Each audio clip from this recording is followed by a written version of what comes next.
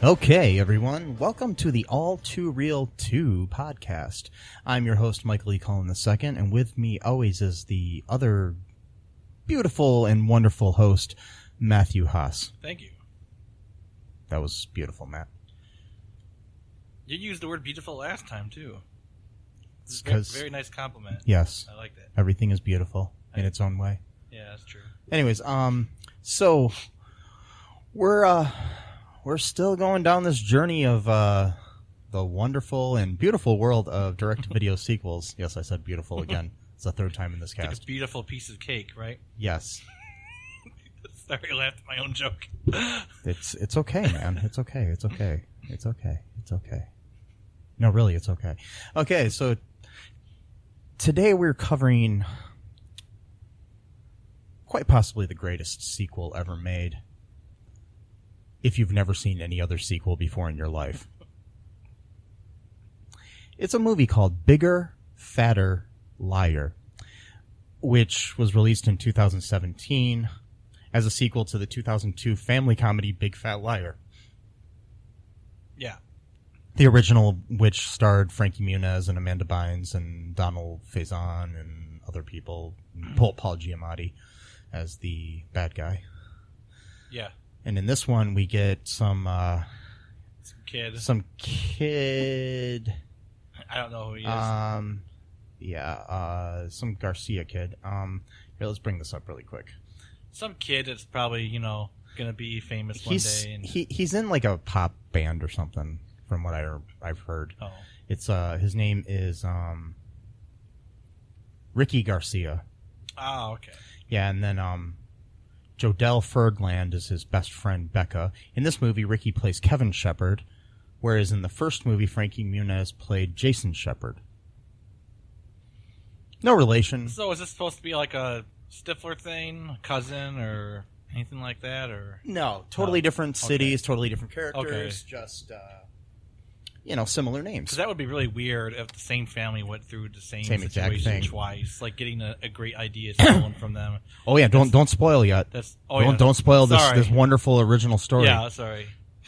We'll save that for later.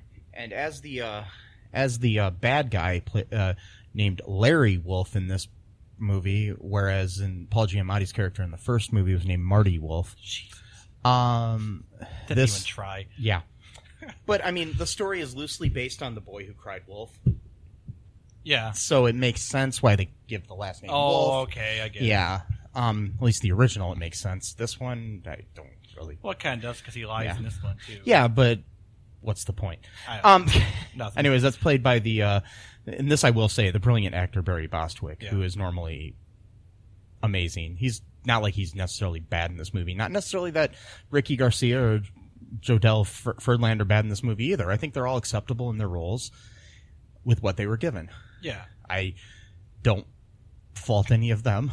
I mean, if you're given a piece of shit, you can only do so much with it. I mean, right? you can shine a piece of shit all you want and still not a diamond. Yeah. Yes. But this movie's not quite a piece of shit. No, it's somewhere okay. in the middle.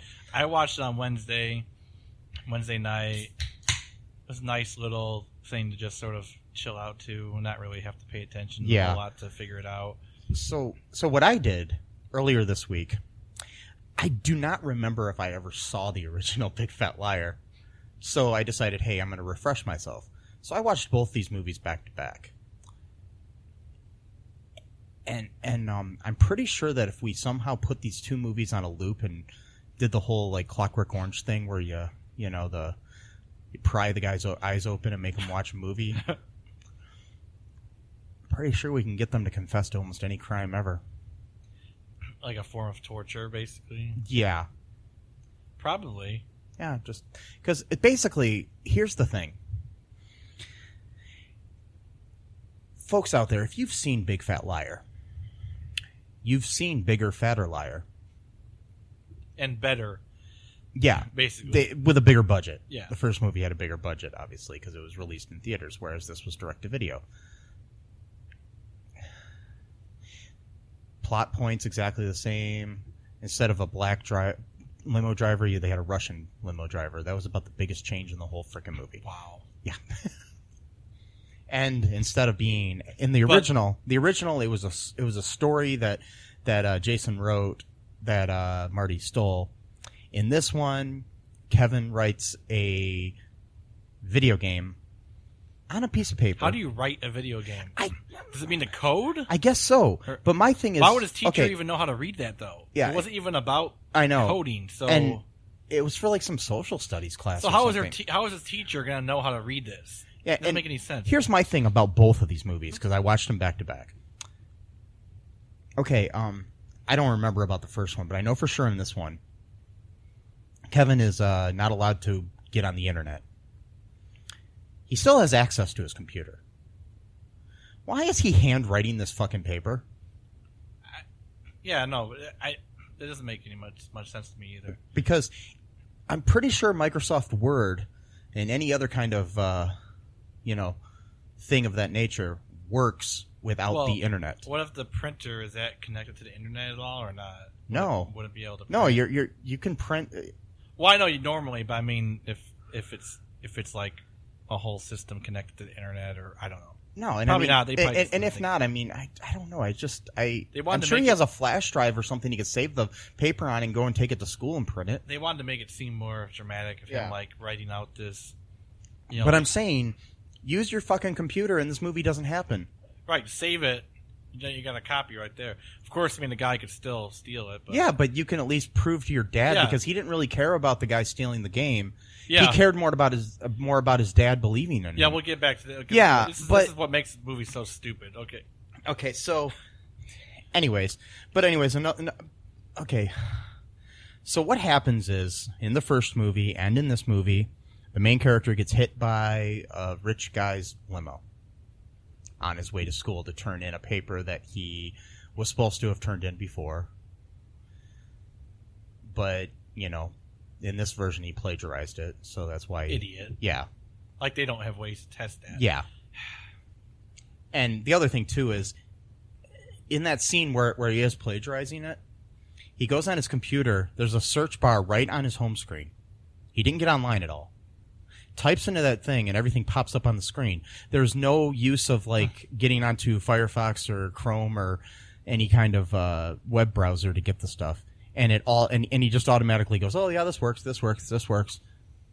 It's like he gets everything he needs right away. There's no searching involved. So I mean, Google is pretty advanced, but not that advanced.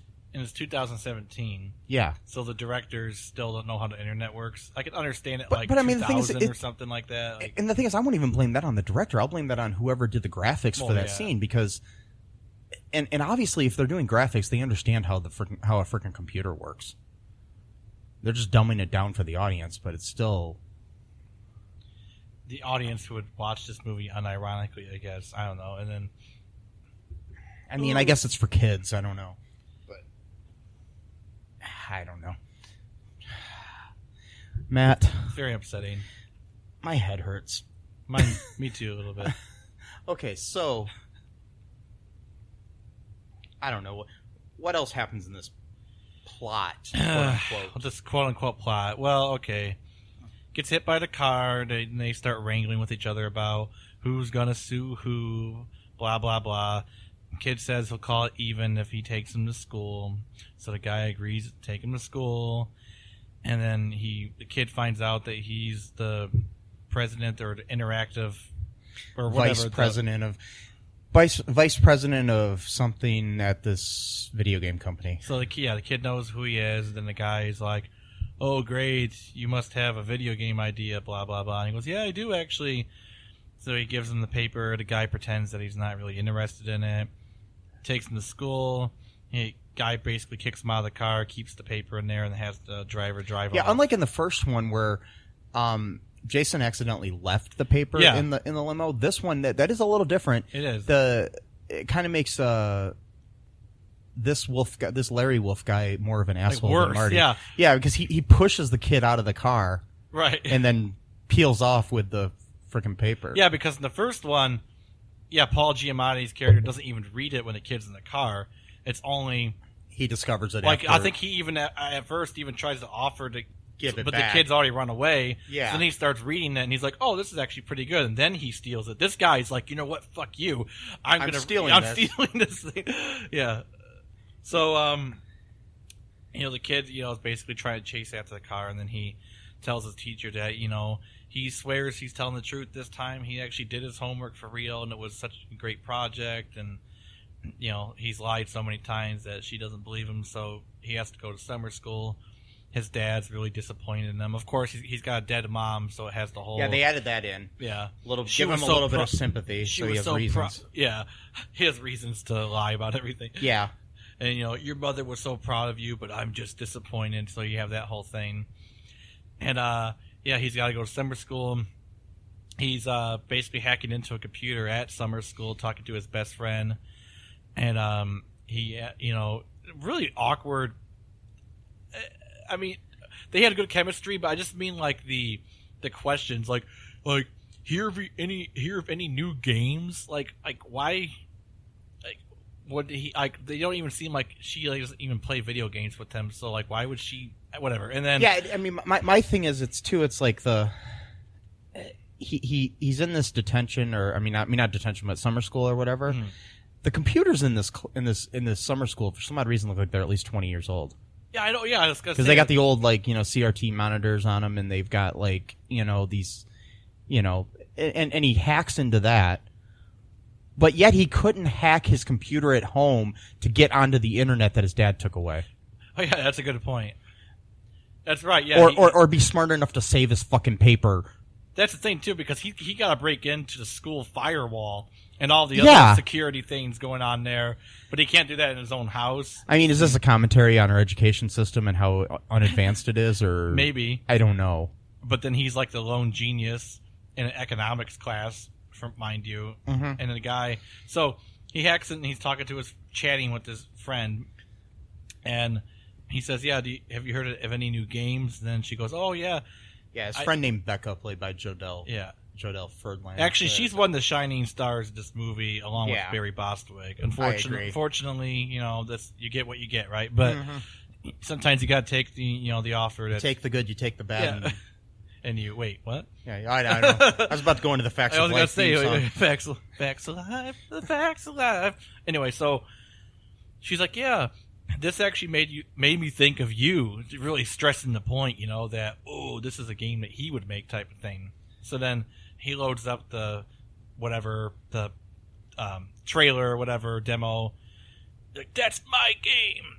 Blah, blah. And then what happens? Oh, yeah, then he's trying to convince his dad that this is his game. That his game was stolen. His dad doesn't believe him, of course. And his dad goes on a vacation. Yeah. Or a business trip or something. And leaves his credit card with this fucking kid. Oh, for emergencies. He said for emergencies. Yeah. Which I'm not sure what you would need. What would be an emergency? Yeah, and my thing is usually in these movies, like, for example, like in a movie that we've covered previously, like Honey, We Shrunk Ourselves, they left the kids some money. But not a credit card. No, they left them cash. Well, he gave him cash, too. And then a credit card. Which I was really surprised about, because he just got done saying how much of a disappointment he was to him. Yeah. Then he gives them cash, of course, fine. He's, a good dad. I'm pretty sure if my dad was disappointed in me, he's not going to hand me his credit card. Right. Which I never understood the whole for emergencies. Like, what, if you go to the hospital, of course. But you're not going to... If you have insurance, you're not going to need to pay with a credit card to go to the freaking hospital, right? It's going to get billed to you later. So... what kind of emergencies do you really need money for? I mean, I'm guessing maybe if the pipes exploded and he needs to pay for it right away. I mean, that's the only thing I could think of. But it's such. But usually you can. I mean, in a situation like that, you can have money wired. You can do other things. Yeah, you can do all kinds of stuff. We live in 2000 in this movie's world, 17. Yeah, exactly. You don't need his dad knows enough about business probably to be able to figure this out of how to get money to him in the case of an emergency without giving him his credit card after telling him how much of a disappointment he is. Anyway, so again, the continuity of this story is very weird, very contradictory. So his son's sad that his dad said he was disappointed in him, and then his big plan is he's gonna prove to him that he made the game. So then he calls up his best friend who's doing yoga. I'm assuming she's doing yoga on her own. But no, it's her parents. And her parents, of course, have to be portrayed by the most stereotypical hippies that you would ever find in a movie ever. Like, it's like, we get it, okay? Her parents are hippies. Yeah. Do you really need to drive home the point by them sitting Indian style with a sitar, with sitar music playing from the radio while the dad's holding the sitar? Okay, and then, incense or whatever. And it's like, I hate it when... Well, I was incensed. I was incensed by that scene. I hate it when movies, almost try to, shove the point in your face about things like that. It's like, okay, there's ways of saying that a person's parents are hippies without, just be like, joke, get it, joke! But we're talking about bigger, fatter liars. So, all right. So she tells her parents, and when they're listening to their sitar music or whatever, that she wants to go to yoga camp because what's his name, Jason, or sorry, what's in this one he's Kevin. Kevin really needs her to be by in this one, he really needs her to be by his side to go to San Francisco. And since, lying to him is second nature, he just assumes that every other person in the world lies to their parents constantly for any reason whatsoever. So, even kids that, respect their parents and want them to, be proud of them and not be disappointed in lying to them. But whatever. And so he's a good moral upstanding citizen here. He basically, convinces her to lie to her parents. That she wants to go to yoga camp. Can we just keep pressing the point of how they're hippies? Yoga camp. Ooh. Yep. Because your parents always just want you to be little thems. Yeah, apparently. So they're all happy, oh my god, yeah, she wants to go to yoga camp. So that's how she gets to go with him without raising suspicions of being gone for a long period of time. And they go to San Francisco. They find the place. Of course, it's not going to be easy. Of course, they find it. They go to the guard, I guess, or whatever. What do you call him? The guy at the front desk. Security. He's not really. His character's name is Jimmy. Okay, yeah, that's right, but, Jimmy. Played by Reese Alexander. He's kind of like the chief of security or something, I guess. Yeah, he's the big guy, the one that really takes care of problems. So he who Larry Wolf always refers to as steroids. He does? I didn't notice that. Yeah, wow, several times. That's in the terrible. Movie. Idiot. So they ask him politely, "Hey, this guy stole my video game. Can you call him and send us up?" And the guy does a whole sarcastic bit about losing his job, blah blah blah, kicks him out. So then they see all these food delivery people. Yeah, the food delivery people. So then they decide to sneak in themselves and dress up like they bribe one of the guys and get his costume for delivering pizza or something. Yeah. So he's not paying attention. He's like, yeah, sure, go up. But then he runs into a second boundary. This time it's the Larry Wolf's personal assistant. Okay, who did you notice her name? No, I didn't pay attention. What was her name? Okay, the name on her desk. Her name is Penny. Oh, Pennywise. Wise. Yeah, okay. Like the clown. Right. And also another interesting thing, I guess there's a painting inside Wolf's office that is of I guess it's supposed to be of what's his face? The guy that played Pennywise in the It movie. Really? There is? Tim Curry. I just blanked on his name for some reason, but it's supposed to be of Tim Curry. And Tim Curry and Barry Bostwick, who plays Larry, were in Rocky Horror Picture Show together. Wow. So it's a weird... That's a cool, interesting reference. Yeah, in this great movie. Yeah, this is a great movie. Yeah, what a way to waste it. But okay. It's like, putting a cherry on a piece of shit. But okay, so, they have to go through her. So then they concoct some plan to. They have this weird thing where they could forward calls to their phone, and they have like a voice thing, a voice modulator. It was really weird. Yeah, really advanced phone. And they were able to. She called in, and Becca it was in the hallway, and she was doing research on Pennywise. Yeah, and figured out that Penny had a date on some kind of like Tinder type app or something the night before, and I don't know what it was. I don't know how she figured that out, but then she just pretended to be this guy Mike who was her date the day before. Yeah. And that gets her to get downstairs because he says that he really likes her or whatever.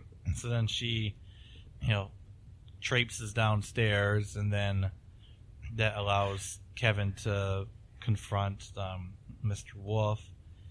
Doesn't go too well, I don't think. And then they get kicked out again this time. Hi, folks. This is Michael E. Cullen II from the podcast that you're listening to right now, along with manager Matthew Haas. You got promoted? Yes. Damn it.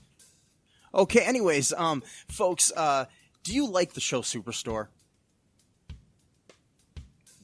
Well, I don't know. I asked the folks and nobody's answering me. Because they're not here. Oh, but we love damn it. Yeah, we love it, though. Okay, folks, if you like it as much as we do, you're really going to like the Super Story podcast, which is a podcast where Matthew and I go episode by episode and give our little opinions and thoughts on it. Sometimes we have guests, sometimes we don't. Just depends on how we're feeling. Yeah. And, so if you like this podcast and like our little crazy banter, then you should definitely check this out. Or I might get sad. And when I get sad, it gets pretty sad. Yeah, so I can't deal with him when he's sad. No one can really. So yeah. So check out Super Story Podcast right here where you get this podcast, Super Story Podcast. Magus Elgar's apprentice, Udo Malaki, comes from a family of dangerous, exciting casters. Hi, I'm Udo Malaki, and, I do magic. Even if his ambitions only go as far as staying alive. I was really hoping you were going to say something a bit more positive. Not exactly an ideal Magus. You can hear Udo Malaki and his exciting adventures in the upcoming radio comedy, Magus Elgar. Visit MagusElgar.com to download your copy today. And I'm blanking of what happened next. Okay, next. What happened next? I remember this. Okay. Basically, as they were leaving, Kevin had tried to steal Larry's phone. Okay. But Larry caught him. But then they got outside and he bumped his phone, which means that you can copy everything from the phone onto your phone. While it was in his pocket, he had bumped it into his phone. It's actually a technology. Oh, okay. Yeah, I've seen it in like spy. Why the hell do they have it? That's that's the weird part. Again, he was able to do this onto his phone, but he forgot to save his fucking paper. He hand wrote his paper. Yeah. Well, you have Microsoft Word on a phone now too. You could have just typed it on your cell phone. You have to have a plot, so I get that, but why? That's the thing that's going to bug me the most about this whole movie is the fact that he hand wrote everything. Right. I don't get this. I don't get it. When I was a kid, I had to handwrite things because we didn't have computers. Right. But I don't get it. Okay, anyways, so after that, they figure out his they break into his bank account and pose as his kids and check into the fanciest hotel in the fictional San Francisco of this movie. That's actually Canada. Anyways, because it looks nothing like San Francisco. But I've never been to San Francisco, but I've seen pictures. And this was Canada. You can throw in as many aerial shots of the Golden Gate Bridge as you want, but you're not in fucking San Francisco. I'm sorry. Anyways, they But, okay, here's my thing. A, Larry steals a paper that he wants to turn into a video game. B, these kids break into his bank information and buy rooms, and then they buy clothes and a bunch of fancy food and all this other shit with his money. To the point where they bankrupt him later in the movie. Which is worse? I'm not saying, I mean, maybe stealing this game that's supposedly worth millions of dollars is worse, but... Yeah, let's say they bought a room, well, they rented a room, they raided the minibar completely. Yeah. Then there is a point she made about how a cheeseburger costs $50. He's like, oh, that's not enough, we need to go somewhere fancier. Yeah, and so then they said, oh, we don't have good clothes to wear there, so then they go to they have a nice little trying on clothes montage. Oh, yeah, thing, of course. that you have to have in every teen fucking movie ever. And, yeah. You know what I love, though, about this movie? That they didn't go for the whole, oh, a boy and girl are best friends, they're eventually going to become a thing. Yeah, they sort of hinted at it, but there was a few times where I'm just like, okay. And my thing is like, if there was a sequel to this sequel, then maybe they would get together. Yeah. But anyway, because they just hugged. I'm like, okay, good. I don't want to see that stupid. Yeah, I mean, they did the same thing in the first one, which was good too. They remained friends, and it was good. I mean, so you're basically just stealing from the first one. Yeah, again. But still, it's good to see that they didn't have the two of them hook up or anything. I mean, who would? Anyways, whatever. He's an idiot. But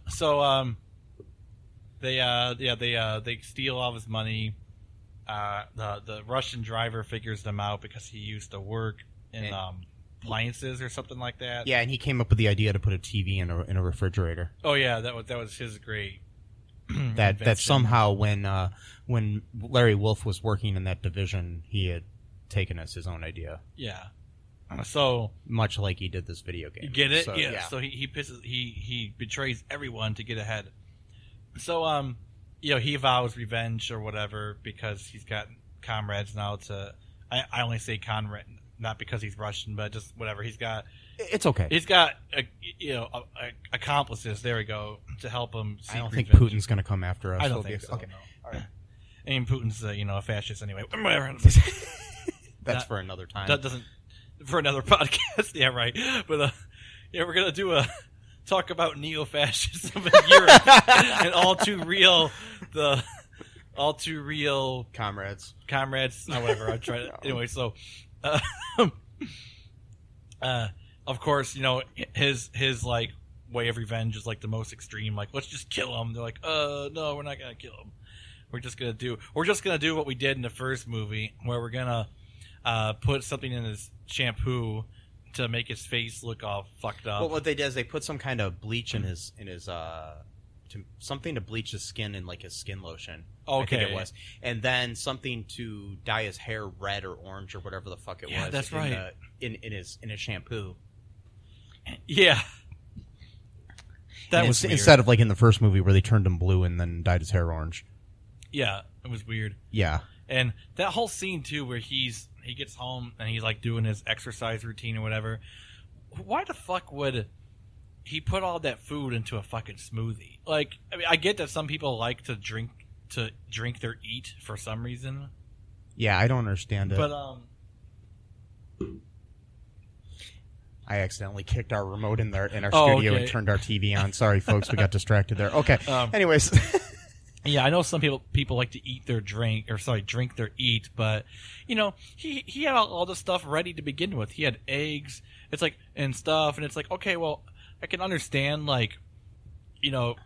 you not having time to eat or whatever, but you already had the stuff prepared already. You could just eat it. Like, there's no reason why you have to put it in the blender for like 15 minutes or whatever. And then, I guess there's some kind of like health reasons that if you drink stuff, it's better for you or something. Well, I've heard that. I've heard the opposite.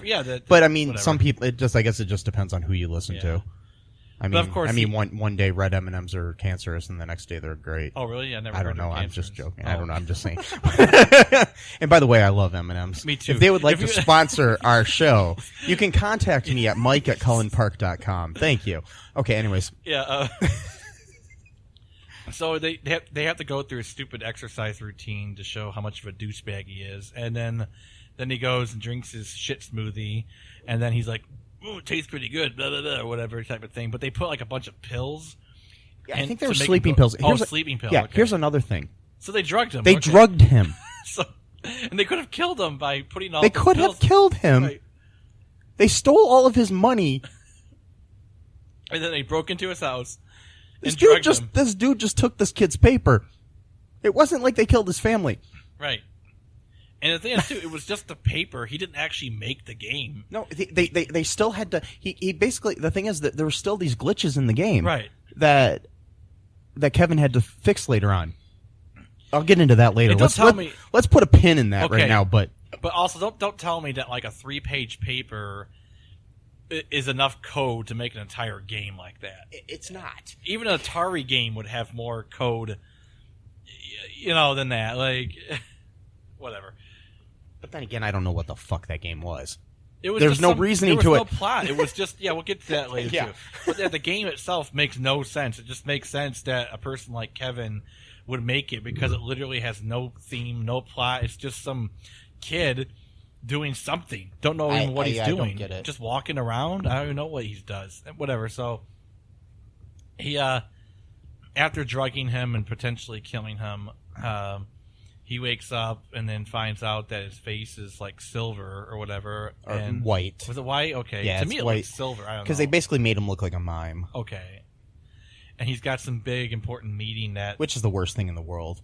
But we're going to talk about that a little bit later. Yes. We do have a special guest coming in later. I'll let you know about that soon. Yeah. It's going to be a good one. Yeah. So his face is all white and stuff, and he's got like a big important meeting to talk about the game that he is designing. And of course he looks like shit because his hair is all like red and orange, and like it looks like they shaved part of his head too. Yeah, they like shaved the top of his head and gave him kind of like a Friar Tuck sort of. So like, yeah, he just looks terrible, and he insists on doing the interview anyway, and just shows up looking.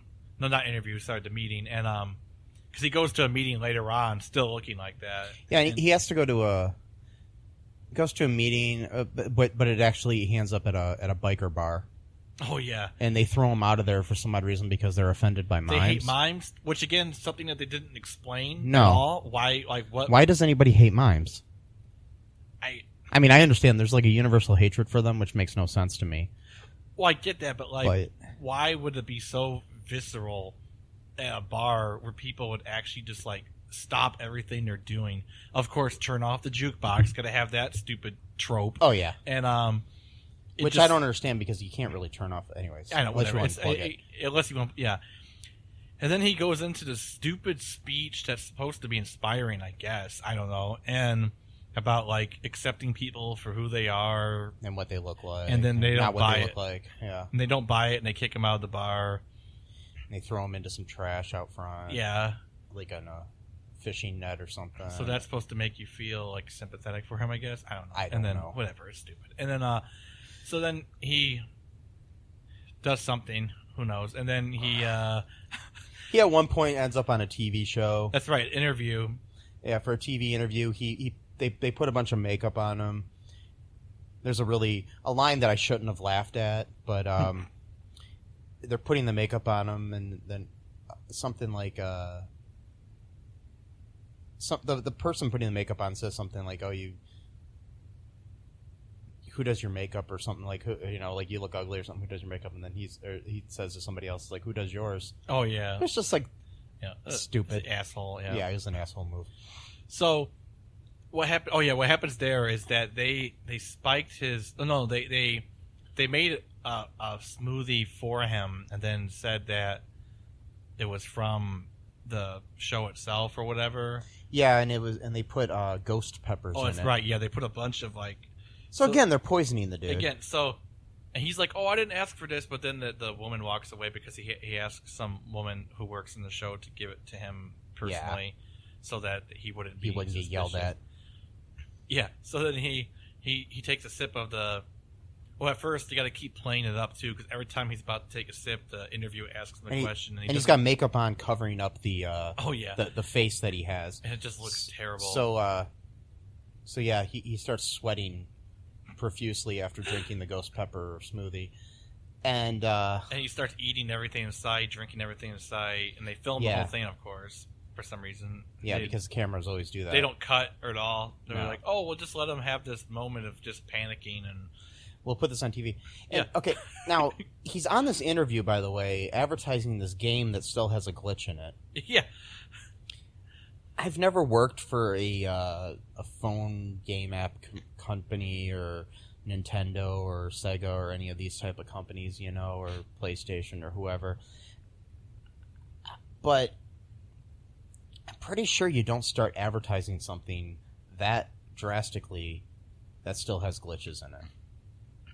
The game... I mean, sometimes you'll do a teaser on something, but they had like a deadline for when it came out. I mean, I've like made movies and stuff, and we've had deadlines, and we do advertise coming up to it, but it's usually like teaser trailers. But if we had some kind of major setback in the movie, I think we would stop advertising it.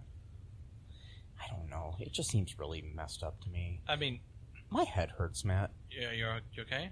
I'll be okay. It's just this movie hurt my head. I mean, the game barely started before it started glitching. It was like as soon as it started. It's like you turn it on and it glitches. So let's like advertise a release date from that.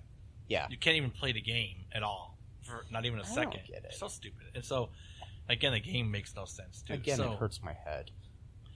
So after this whole meltdown where they apparently just decided to film the whole thing, he's really like losing his shit at this point, and then he finally, I guess, admits defeat or something like that and promises to tell the kid's dad. Again, that's all he wants. This kid doesn't want rights to the game. He doesn't want royalties for the game being sold. He just wants his dad to know that he didn't lie. Yeah, that's all he wants. What the fuck? Like, why wouldn't you want royalties, you stupid piece of shit? Like, is your dad that rich that you're like, no thanks, you know? Well, it's kind of the same thing that the kid won in the first movie, too. I'll just let my dad pay for everything, even though I'll be perfectly able to pay for myself. Nah, who cares? I'll just use his emergency credit card for emergencies. Yeah. Because flying to San Francisco is an emergency. Also paying for my friend's airfare as well, so it's 2 plane tickets to and from. Mm-hmm. Emergency. And the emergency is my dad needs to know I didn't make it up about this game. That's the emergency. Yep. You know, not getting royalties. Well, I will give him credit. He did try calling before he went out there. Oh, that's right. He did try to tell him. He tried calling them, and they kept hanging up on him. Because, of course, they wouldn't hang up on someone just claiming that the guy stole their game. I mean, he's the only one that would ever do that, right? Oh, no, nobody ever does that. No one ever would call and say, hey, I thought of that game first. No. Companies like that don't have lawyers on retainer just for this purpose or anything. No. But in this movie, of course, they don't because you gotta further along the plot. So, what happens next, Mike? I don't even remember now. Okay, we had they do pranks on him. More pranks, right? Oh, but actually, we get to the point eventually where they need first. They did the pranks originally, and then they have a situation where Kevin does help him fix the game. Oh, he convinces him because like he said, he wants him to call his dad, and then of course he fixes the game and double crosses him. Of course, Larry double crosses Kevin and has the kids taken away. And okay, here's my question. I have several of these questions throughout the movie. This is a video game company. There's glitches in this game. We see at least a dozen people working on this game. You mean to tell me not one of those guys could figure out how to fix this fucking game? No.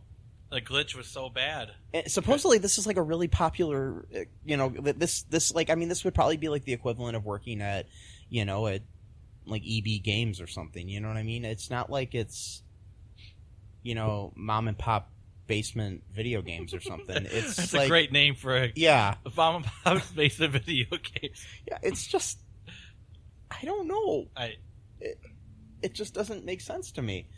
Like nothing does. That they need this Kevin kid to fix this fucking game. He's like the missing key. He's got a. He's such a genius. He's such a genius. I mean, that's why he lies. Everything he does is okay because he's Kevin and he's a genius. And, his teachers can go fuck themselves because, the rules don't apply to Kevin. But he can't type his fucking paper. No, he can't. He's got to write it down by hand. Or have turned the paper in the, on time in the first place. Because usually when you're smart, you can actually just, shit that shit out. No. And, just saying. I don't know. Yeah. Maybe it's because I struggled a lot in high school and stuff and had to, find ways to get things done and study hard. Assholes like this piss me off when they don't do the right thing. Right. So, okay. I hate this kid. You can calm down. So Kevin McAllister. My head hurts, Matt. So Kevin McAllister Part 2, when he's home alone. So I thought that was good. Yes, it was.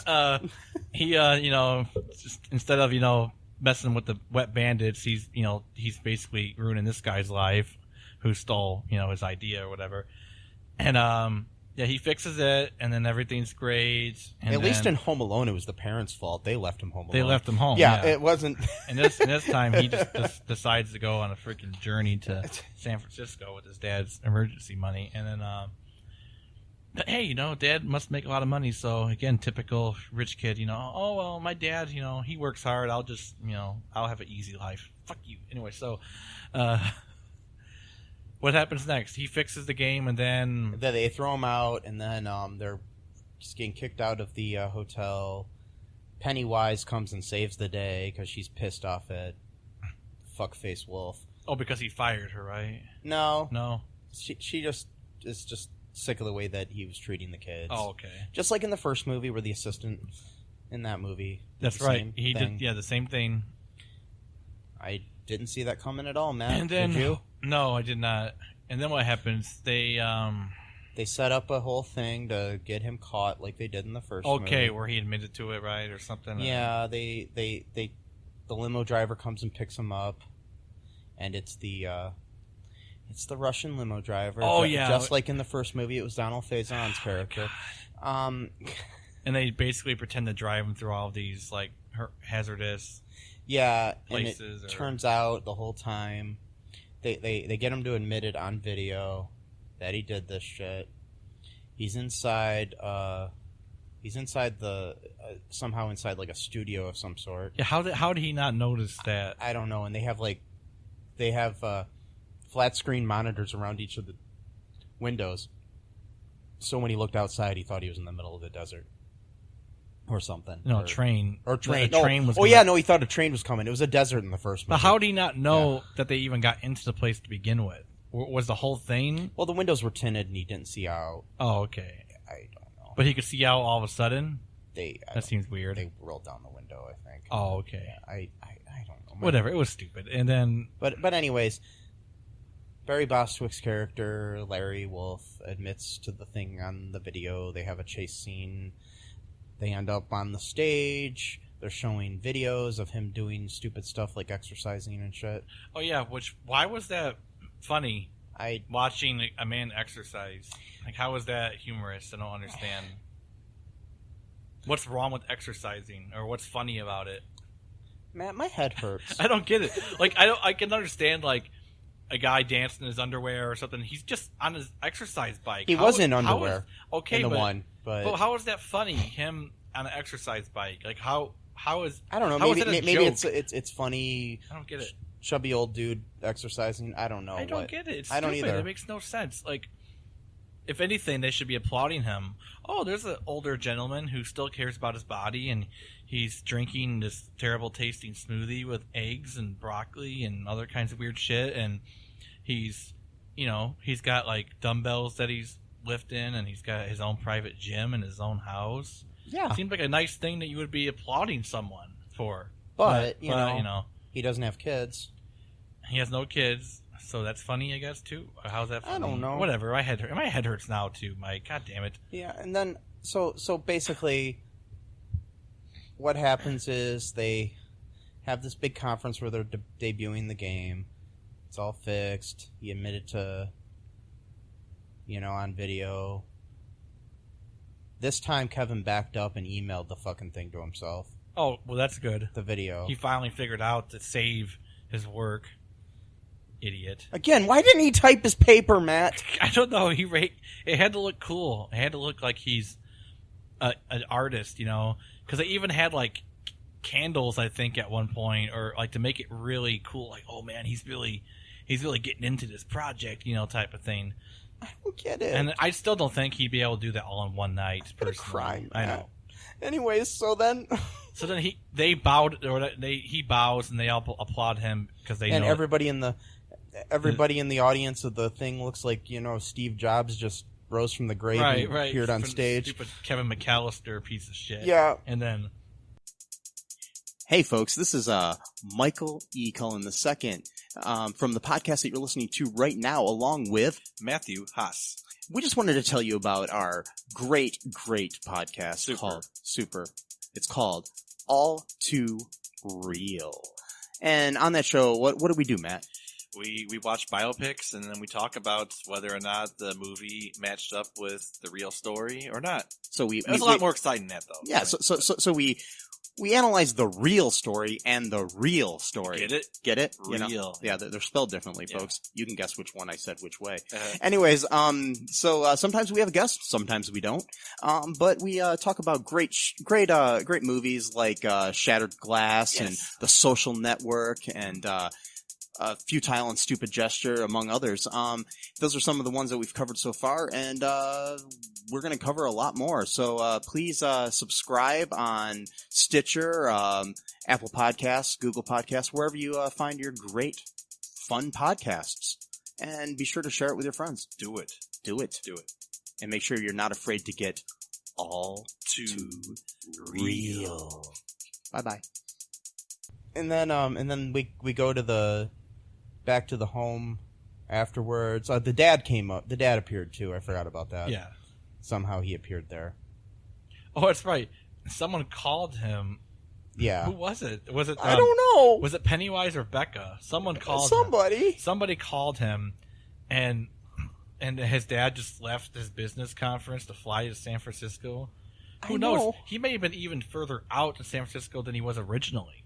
Like, what if they lived in Chicago and maybe his business trip was in San Francisco? Who knows? Then why would he go? I don't know. Then he's gonna get caught by his own dad. What a fucking idiot! So, I don't know. Anyway, so he this is ridiculous. But then they get back home and Kevin's dad is like, you know, says, "Oh, we're gonna talk about you using my credit card, blah blah blah," or something, and then he says, "Here, just take it out of this," and he gives him a check, and it's for like $350,000. Yeah, it was over. It was in the multiple hundreds of thousands. Yeah, and that was one. And he goes, "Oh, this was my first royalty check." Yeah, his first. It's like, great. So now Kevin, he's a compulsive liar. And again, what does this video game do? The video game makes. I mean, it's like a phone app thing, and I mean, I know we've had stupid things like Candy Crush and Flappy Bird. But those make sense, though. Yeah, there's at least a concept. I didn't know what the fuck this thing was doing. It was like some kind of weird little, I don't know, Kirby wannabe thing walking around doing something, and I didn't know what the fuck. We can look it up. I don't even remember anything at all happening in the game. And they were throwing things at things and stuff, and that's all I saw. And I don't know what the hell it had to do with being a liar. And why was it called Bigger, Fatter Liar? But they kept referring to it as Big Fat Liar in the movie. Oh, they did? Yeah, it would say Bigger, Fatter Liar on the screen, but then they'd refer to it as Big Fat Liar. So they're like trying to like piggyback on the first movie by like either that or subliminally. They probably thought they were going to call it Big Fat Liar 2, but then somebody thought it'd be clever to call it Bigger, Fatter Liar. Okay, but okay. In post, I mean, you know, that's wonderful, I guess, but. I don't know, Matt. Can we take a break for a minute? This is one of the worst. This is one of the worst ones we watched. I think. Yeah, I'm gonna take a break. Yeah, I got to go get our guest. He's gonna come in here. We've got an expert. I just want to make up one more thing that happened in the movie. Oh yeah, Larry Wolf ends up getting fired, obviously, and then he becomes a street mime. A terrible street mime. Really bad one. But we'll be right back in a second here, folks, with a special guest. Stay tuned. Okay, we're back. We just had our very special guest step in here. He's sitting at microphone 3 right now. His name is Marc Marceau. You may have heard of Marcel Marceau, the famous mime. This is Mark Marceau, his third cousin twice removed, who is a very famous American mime. And we're about to ask him some questions about Barry Bostwick, Larry Wolf's portrayal of a mime at the end of the movie. Okay, Mark. What did you think of Barry Bostwick's portrayal of being a street mime in this movie? Was it accurate?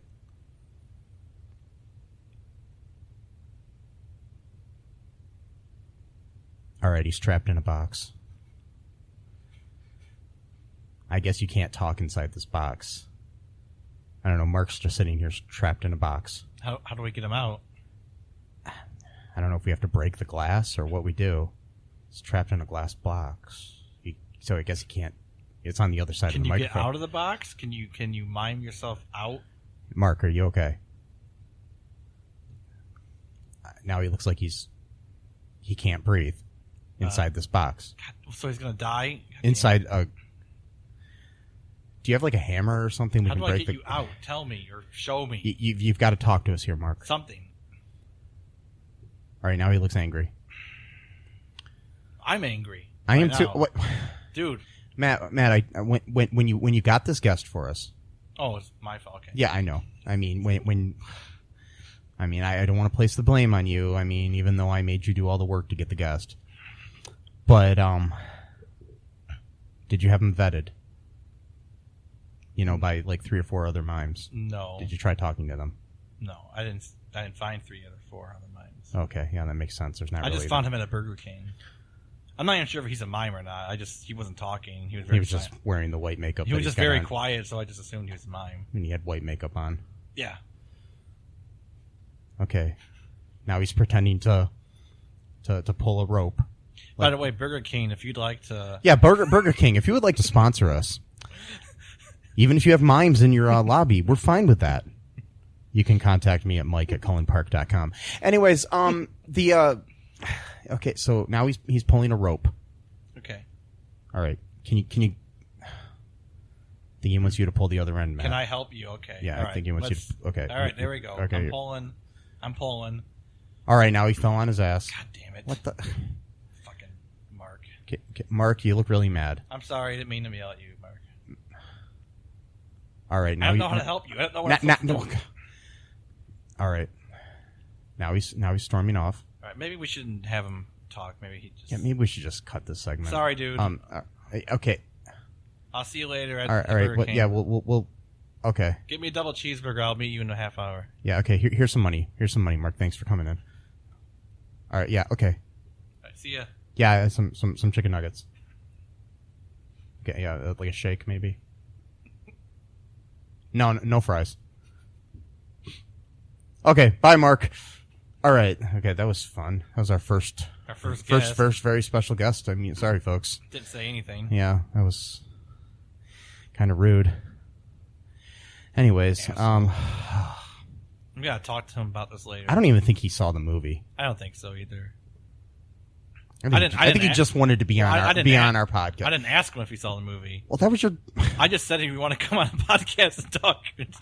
I was trying to find out how well of a street mime Barry Bostwick was.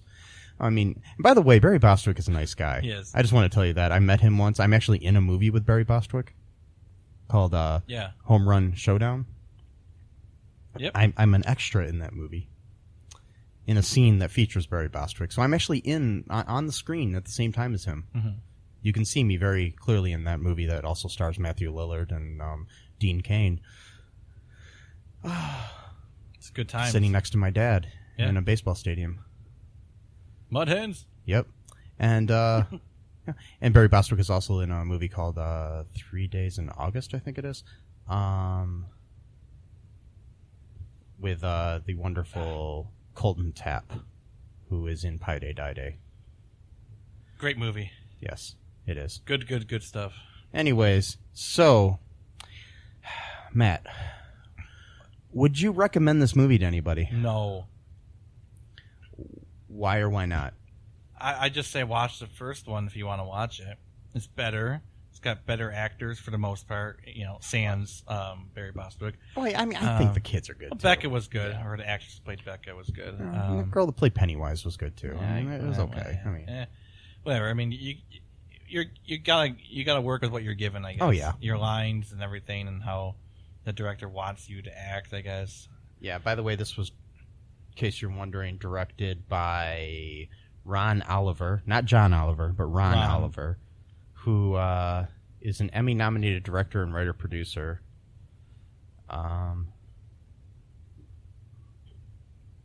He has also been an actor and things too, but he's directed episodes of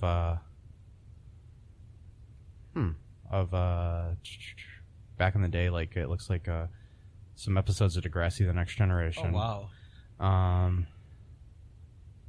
Trying to see other things that pop out at me. He's directed a lot of stuff, actually. Some episodes of the TV show Goosebumps. The live-action Police Academy, the series. Okay. The new Addams Family series. Are You Afraid of the Dark? He's directed 17 episodes. Oh, yeah, 17 episodes of Are You Afraid of the Dark? So yeah, he's got a decent. It's got a nice. I mean, I guess I changed my mind. It's fine if you want to watch it.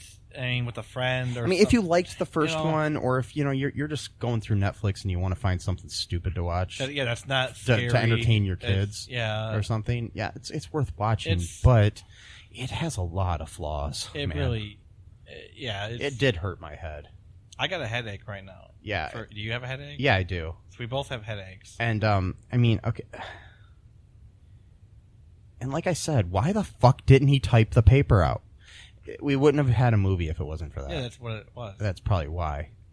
And I mean, I found a website that I really am starting to enjoy called it's the Awful Movies Wiki. And if you want to check them out, they list 19 reasons why this movie sucks. So I'm not going to name all of them, but I'll go through a couple of them here.